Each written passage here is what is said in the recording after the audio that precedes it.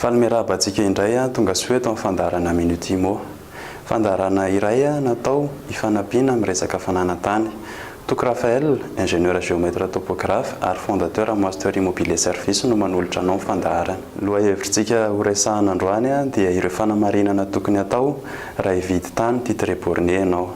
Ny horesahantsika voalohany amin'izany dia ny fanamarinana ny taratasy tany. Ny horesahantsika faharoa dia ny fanamarinana ny toerana misy ny tany ary ny horesahantsika fahatelo dia ny fanamarinana ny tantaran'ny tany.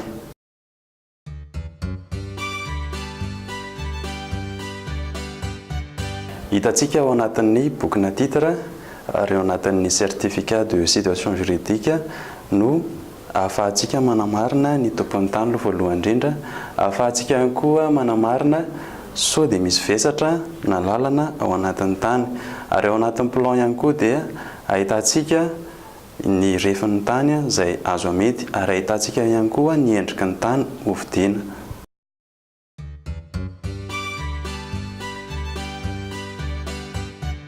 Mba tsy hoe tany hafa no voatoroanareo dia mila maka géomètre raha ohatra ka hividy tany ianao. Ny géomètre irery ihany no afaka mamantatra hoe ito marina ilay tany ao anatin'ilay plan na ito ilay izy. Manarak'izay dia ny géomètre ihany koa no mahafantatra ny borina mitsatoka amin'ny tany, ka afaka noho izany izy manoro anareo hoe ito ary ny faritra misy ilay tany. Ary ny farany moa dia izay tena ngeza be dia hoe ny géomètre dia izy no anakinantsika ny fahafantarana sao sanatria efa misy double titre ilay tany ka ho voafidinareo fanondroany.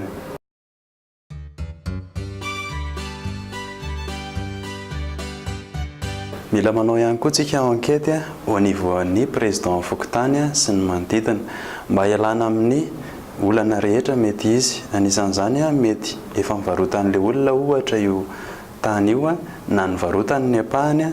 Ankoatran'izay dia mety isy koa litige tsy fantatritsika, mety ohatra hoe nisy volon'olona teo amboniny na nisy zavatr'olona teo amboniny dia raha hividy an'ilay tany ianao dia tsy afaka misitraka tanteraka an'ilay tany.